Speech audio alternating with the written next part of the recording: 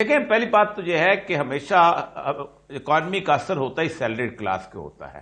باقی تمام جو ہیں اس اکانومی کے ساتھ ساتھ اپنی ویجز بھی بڑھا لیتے ہیں، اپنی ایون کنچی والا جو اپنا کرایہ بڑھا لیتا ہے، کسان جو ہے اپنی اس کی چیزیں جو اس کی قیمت بڑھا لیتے ہیں، سارے اپنے حساب سے. پھل والا، سبزی والا، جو فکس انکم گروپ ہوتا ہے، سیلریڈ گروپ جو ہوتا ہے، اسی کی مسئلہ ہوتا ہے، اور وہیں سے سارا معاملہ. یہی وجہ ہے کہ پاکستان کے اندر آج تک مہنگائی کی بنیاد کے اوپر کبھی کوئی ہڑتال نہیں ہوئی.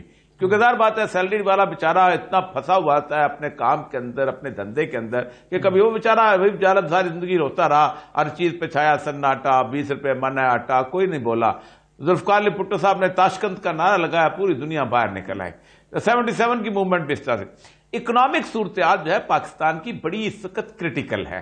دیکھیں، آپ نے گزشتہ سال 4764 ارب روپے آپ نے ریونیو اکٹھا کیا. اس میں سے آپ نے 2741 ارب روپے جو تھے یہ دے دیے آپ نے NFC ایوارڈ میں صوبوں کو. آپ کے پاس بچ گئے 2023 ارب روپے. اس میں آپ نے 1480 مزید ایڈ کیے آپ کے جو نان ٹیکسیبل ریونیو ہوتا ہے، بانڈ ہیں، یہ ہیں، وہ ہیں، اس طرح کی چیزیں. آپ کے پاس کل ہو گئے 3503 ارب روپے.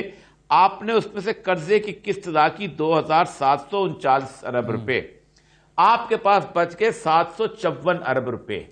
یہ 754 ارب روپے میں آپ نے پوری کی پوری فوج بھی چلانی ہے، ایئر فورس چلانی ہے، نیوی چلانی ہے، کوسٹ گارڈ چلانی ہے، ملک کے باہر کم از کم 100 سفارت خانے چلانے ہیں، کم از کم 20-25 ایئرپورٹ چلانے ہیں، آپ نے ریلوے چلانی ہے. کیا کچھ آپ نے چلانا ہے، اور اس کے ساتھ ساتھ آپ سمجھتے ہیں کہ آپ اس میں سے چلا سکیں گے؟ امپاسبل. آپ پھر قرضہ لے رہے ہیں، آپ پھر اس کے ساتھ چل رہے ہیں.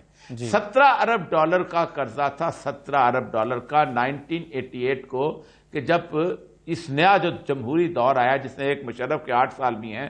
17 ارب ڈالر. آج اس وقت پاکستان کے اوپر 121 ارب ڈالر کا قرضہ ہے، اور اس کے ساتھ ساتھ 204 ارب آپ نے لوکل بینکوں سے لے کے لیے ہوئے. یہ پورے کا پورا عرصہ جو 88 سے لے کے اب تک 34-35 سال کا جو عرصہ بنتا ہے، بلکہ زیادہ ہی بن جاتا ہے، 36 سال لگا لیں، تو اس عرصے کے اندر ہر بندے نے کنٹریبیوٹ کیا ہے اس قرضے کے اندر. آپ کے پاس راستہ کوئی نظر نہیں آ رہا. یہ تقریریں تو یہاں کرتے ہیں، لیکن کبھی آ کے ان کو فنانس کے ماہرین کو دیکھیں کیا ہوا ہے. اب مسئلہ سارا یہ ہے کہ اب کہا جاتا ہے کہ اب سارے یہی کہیں گے سامنے عمران خان آیا تھا، گند صاف کرنا نہیں ہو سکا، کر دے. او بھائی، ایک بندہ گند نہیں صاف کر سکا، ٹھیک ہے، اس نے بھی گند میں اضافہ کیا، لیکن باقی گند بھی تو ڈالا نا سب نے.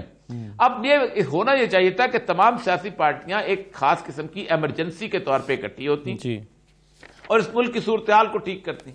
اب راستے اس کے اندر کیا ہیں یہ تو لمبی بحث ہے، لیکن بنیادی طور پر دنیا میں بڑے بڑے راستے ہیں. ڈیفالٹ کا سب سے بڑا راستہ ہے، لیکن کوئی رسک نہیں لے گا. کوئی کہے کہ میں بدنامی کو لوں. انگلینڈ نے 1974 میں ڈیفالٹ کیا ہے، ٹرکی نے 2 دفعہ ڈیفالٹ کیا ہے، اسپین نے 11 دفعہ ڈیفالٹ کیا ہے. اس کے اندر مہلت لی جاتی ہے، آگے چلا جاتا ہے. راستہ نکالنے کی بات ہے، کوئی نکال نہیں رہا. یہ ہے اصل ایشو. اور اصل مسئلہ یہ ہے کہ سب مہنگائی بڑھ گئی، یہ بڑھ گیا. مجھے تکلیف اس بات کی ہوتی ہے، سیریسنس آف ڈسکشن نہیں ہے. سیریسنس ڈسکشن نہیں ہے. ٹرکل ڈاؤن ایفیکٹ کس کیپٹل معاشرے کے اندر ہوتا ہے؟ بنگلہ دیش کی اکانومی سب سے مضبوط ہے. 1 کروڑ 10 لاکھ آدمی جو ہے انڈیا کے اندر جا کے 3000 روپے کی نوکریاں کر رہا ہے. تو یہ جو مہنگائی مارچ ہو رہے ہیں، مہنگائی لانگ مارچ ہو رہے ہیں، مہنگائی کے موضوع پر احتجاج ہو رہے ہیں، اور یہ صاحب ہماری جو پوری کی پوری سیاست پاکستان کی مہنگائی پر چل رہی ہے. دیکھیں، احتجاج جس دن پبلک خود اٹھے گی نا، آن اے زون اٹھتی ہے. ٹھیک ہے، میں مثالیں دے سکتا ہوں، اٹھتی ہے. میں پارٹی کے لانگ مارچ کی بات نہیں کر رہا. جس دن پبلک اٹھے گی، جو گیس کے لیے اٹھتی ہے، جب وہ بجلی بند ہوتی ہے اٹھتی ہے، جس دن وہ اٹھے گی نا، وہ اٹھی تھی لیٹن امریکہ کے ملکوں میں، چلی میں اٹھی تھی، برازیل میں اٹھی تھی، نکراگوا میں اٹھی تھی. اٹھتی ہے، پبلک اٹھے گی، اس دن پتا چلے گا کیا ہے. پارٹی لیڈ احتجاج کو میں احتجاج نہیں سمجھتا ہوں. ٹھیک ہے. اور یہ صاحب ذرا دونوں چیزوں کا جواب دے دیں. ایک تو یہ کہ نظام امپورٹنٹ ہے یا ڈیلیوری امپورٹنٹ ہے، رول آف لا امپورٹنٹ ہے، اور دوسرا یہ جنوبی پنجاب یہ الیکشن سے 1 سال پہلے اس کا ذکر شروع ہو جاتا ہے. اس میں آپ سیاست دیکھ رہے ہیں، نیک نیتی دیکھ رہے ہیں، نیت کا مسئلہ کیا آپ کی رائے؟ دیکھیں، پہلی بات تو یہ ہے، اگر ہم سیریسلی غور کریں تو ہم نے بنیادی طور پر آئین پاکستان کو بالکل ایسے سمجھا ہوا ہے جیسے صحیفہ آسمانی ہے، اس کو بدلا نہیں جا سکتا. 18ویں ترمیم پہ ایک بہت اچھی کوشش ہوئی تھی، بدلنے کی کوشش کی گئی اور اس کے بعد لوگوں نے صوبوں کے حساب سے بات کی، لیکن بنیادی طور پر اصل میں جس چیز کو بدلنے کی ضرورت ہے اور جس پہ سوچنے کی ضرورت ہے وہ ہے جو لیگیسی انگریز چھوڑ کے گیا تھا، اس کو جب تک ہم نہیں بدلیں گے ہم ٹھیک نہیں ہو پاتے۔ 1920 میں پہلے الیکشن ہوئے تھے اور آپ کو شاید یاد بھی نہ ہو کہ جو بندہ وزیر اعظم بنا تھا اسے انہوں نے پوسٹ نکالی تھی، ہری سنگھ گور تھا، اور اس کی پارٹی جو تھی ڈیموکریٹک پارٹی نے اس وقت 48 سیٹیں لیتی تھیں اور 47 سیٹیں جو تھیں وہ عام انڈیپینڈنٹ کی تھیں، اور اس کے بعد سے ایک کانسٹیچوئنسیز بنی تھیں ہر جگہ۔